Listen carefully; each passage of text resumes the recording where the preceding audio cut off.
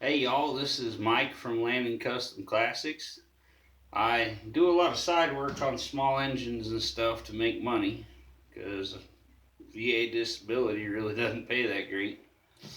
I pick up a lot of this machinery from neighbors and people around town. I've put posts on Craigslist and Facebook for sale boards and just ask people for stuff that they're gonna throw away anyway. I'm not begging for money or anything like some of these people on the corner. I use my skills to get what I need. One of the most common problems with these is a plugged carburetor. A lot of people throw away a good several $100 machine just because they don't know what they're doing. And if you take it to a small engine shop, they'll usually charge you at least $60 to diagnose the problem. A lot of the time I don't even sell these for that much. And most of my lawnmowers, I think I ask about $40 for them. So I'm not trying to take advantage of everyone, but in this economy, you save every dime you can. We'll do a quick breakdown here.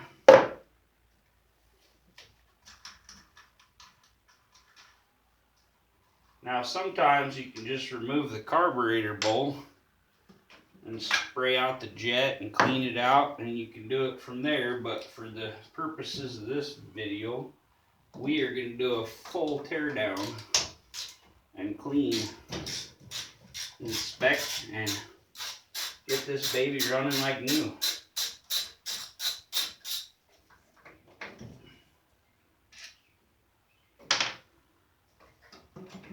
Might take you a little practice to get to where you can just rip stuff like this apart.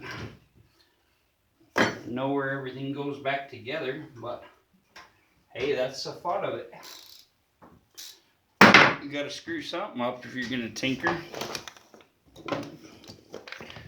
Really only takes a few simple tools most people have around the house to do a job like this.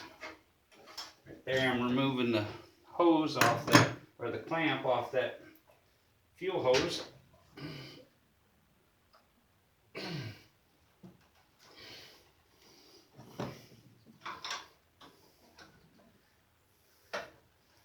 And we got good clean gas there. Put it in myself, so we know it's good. Let's get that pulled up out of the way so we'll stop running.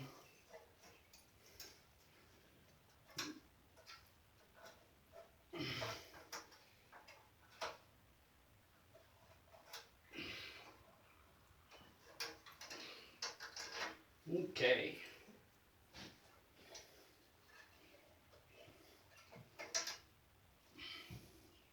Might just have to grab this bolt from the top of the carb there. Shove her in there and boom. Done. Okay, now we're going to have to unhook the throttle linkages and such off here.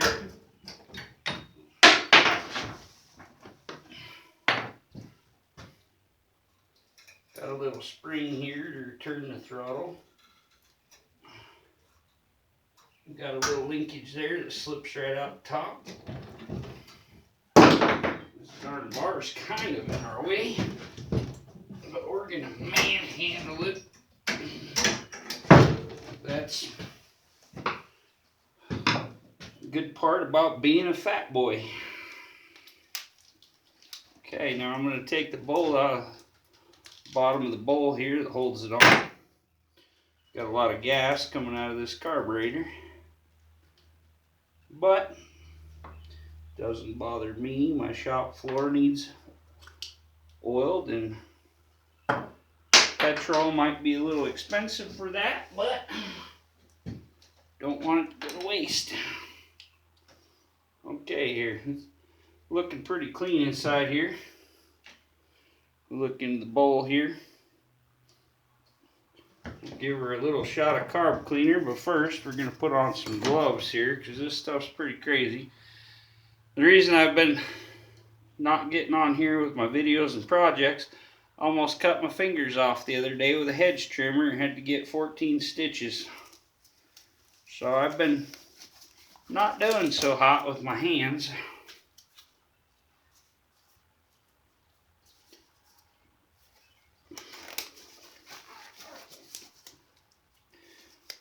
Yeah, it's best to wear these and eye protection if you have it. I always end up getting this in my eye. We pull the pin out of the float here and adjust our camera so you see what I'm doing here. We remove this float. Make sure you know which way it goes in. Check the needle. Make sure it's good. This carb's actually looking fairly clean, but I believe it has a blockage in the jet.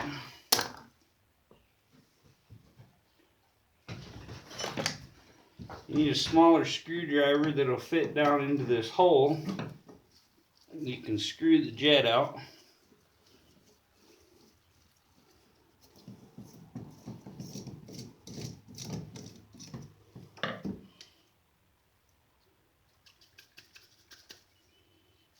Sometimes she just doesn't want to come out very well. Those little threads like catch.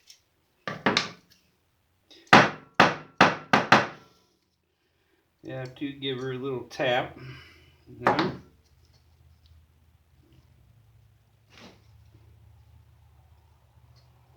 the jet looks like it has a little blockage in there. So we're going to carefully take our carburetor cleaner. A lot of time it's best to blow from behind, because the stuff usually gets in there from the way it plugs up. The fuel goes through that way, so when you clean it back through backwards. And we're going to spray out this carburetor bowl. Be careful not to spray it in a direction that it's going to come back in your eyes. And my whole life, everyone has given me these carburetor cleaning brushes. I mean, even my dentist. I mean, it must be something in your teeth. They can tell you're a mechanic that you need these. You just get them for Christmas, everything. Since I was little, probably before I even started working on motors. So, had to have been somebody knew I was going to be a mechanic when I grew up. Got some of that stuff broke loose with our brush there. And spray it out lightly with our carb cleaner. And that there bowl is looking pretty shiny there. Okay. Now this type of carburetor, the bolt goes in the bottom, so you have to make sure these side holes are clear, because that's where the fuel is going to go into your jet. So if there's anything blocking them holes, which I can put my straw right through there, that's pretty good. And also there's a hole inside that goes up to the jet and the carb. We're going to blow that out.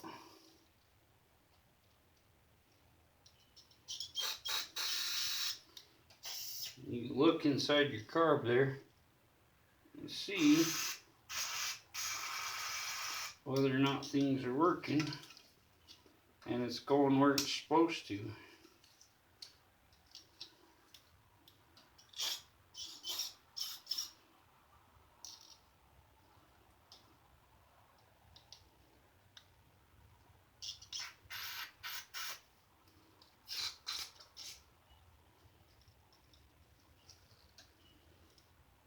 Looking to me like there's something plugging that up. I can't get it right on that hole just right. We're going to take a needle. I got one here off my magnet board. And poke through that bugger. Drop it through, and I can see it come through inside. You probably can't because it's so small, but it come through nice.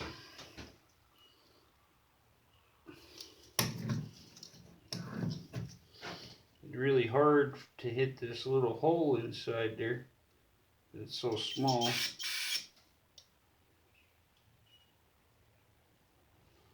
Not much bigger than the needle.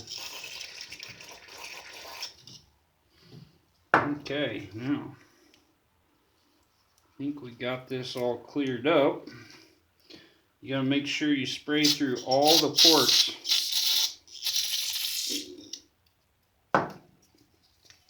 because there's a lot of different ports that do a lot of different things on here. Just bring in fuel and everything else. Our gas line is clear through here. This has a fuel shutoff switch on it.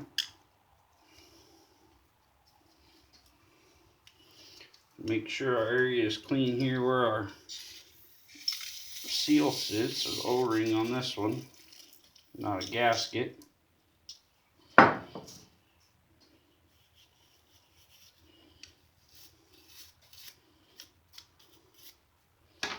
Okay, we're looking pretty clean and new in there.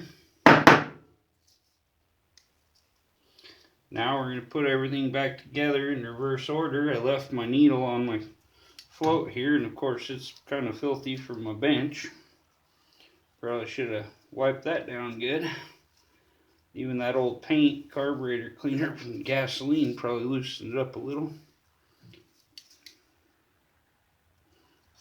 Set our needle in the hole there.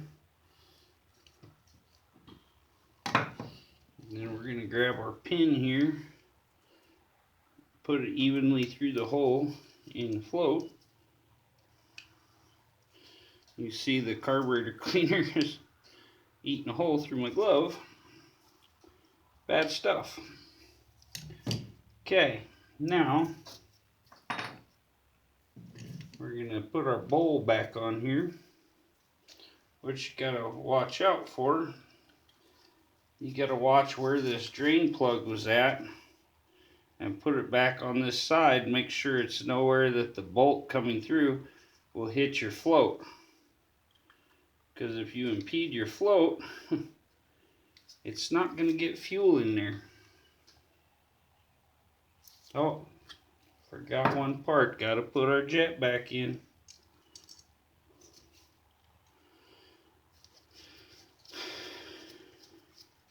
After all my head injuries, it's hard to remember everything.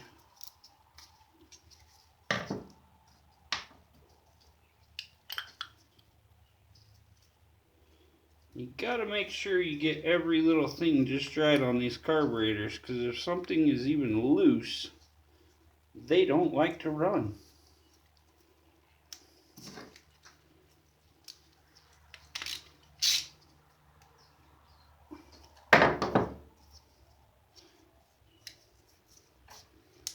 This fell off while I was playing around. This is my little choke lever here. Okay, I think we got it ready to go back on.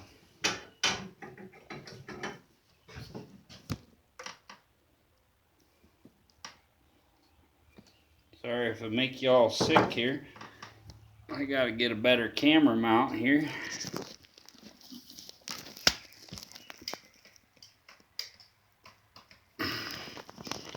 Cheap Walmart job isn't the greatest, but I'm used to just watching videos on my tablet, not recording them.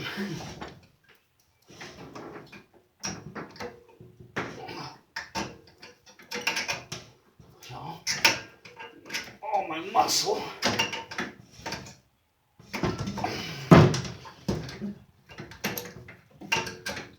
Unbend that bar and put the carburetor back on. Okay, now, so we don't pinch this, we're going to put it on out here where it lines up properly. It makes the job a little easier than trying to fight it when it's in under that piece under there. Okay.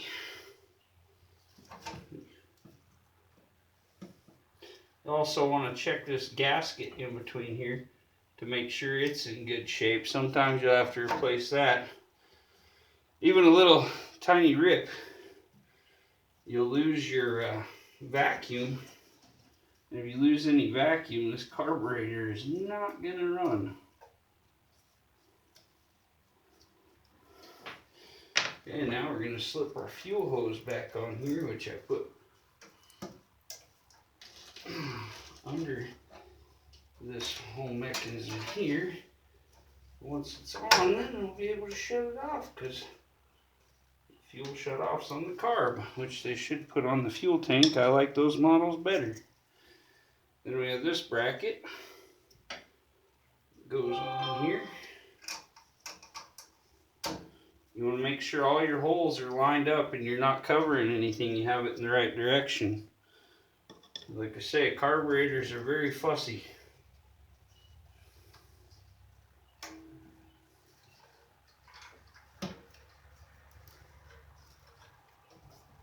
Okay, now put our top back on here.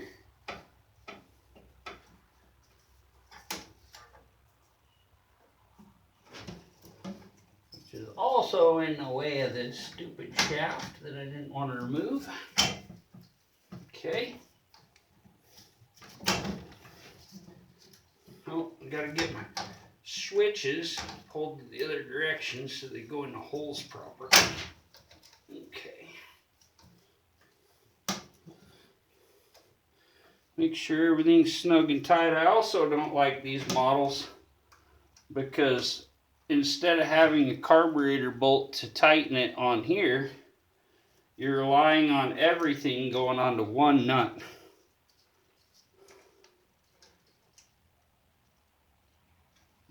And if you don't get everything put together properly, sealed properly, it won't run. Where a lot of models, you bolt on the carb and you bolt on the air cleaner and you bolt on each piece, where even if one piece is loose, the carburetor's still on there tight.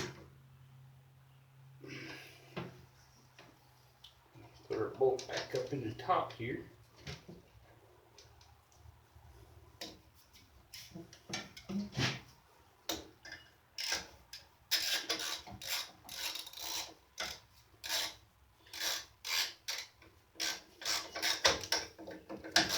I love this Milwaukee tool set that I picked up last year. It has the square-ended sockets, so if you can't get into a space with the ratchet, sometimes you can just put a socket on, and then you can take an end wrench around here and turn it in a tight spot. Most tools don't give you that option. Okay, so with a few quick tools, most people have around, really all I used was a 10mm, and that was pretty much it for this job. Used my needle to make sure my ports were clear. Put our air cleaner in place there so we don't suck a bunch of junk in the motor. Put our cover on there. Oh, sorry. We got another wing nut to go on top of this. Dual wing nuts on this model. Some of them just have one on top. Some of them you push a little plastic tab and it removes the air filter on the side. You'll find there's a lot of differences in different equipment, but basically they're all the same. The carburetors are pretty much the same and they're pretty easy to do. Right now I'm working left-handed, so I'm a bit of a butterfinger.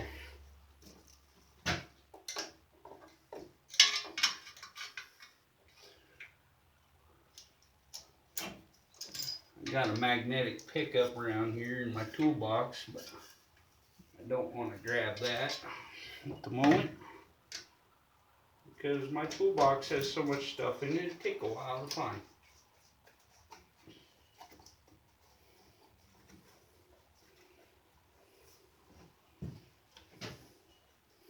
And here's my choke. You can close my choke, make sure your fuel's open.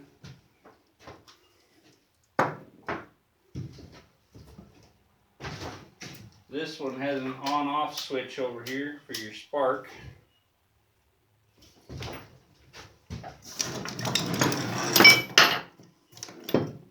We'll turn this.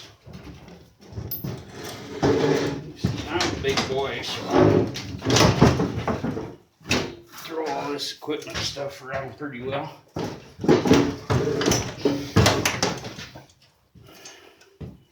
So now I've got that set.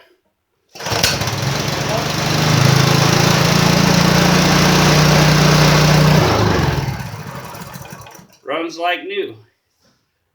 nice snowblower like this with the tracks, everything working properly on it, I could probably easily sell this model for $200. This isn't the original Craftsman motor that came on it. Somebody actually, this is the old brand of Harbor Freight motor. But this is Mike with Landon Custom Classics, and that's how you rebuild a carburetor on a lawnmower engine or snowblower or any small engine you have around. Thanks for tuning in. Y'all have a good night.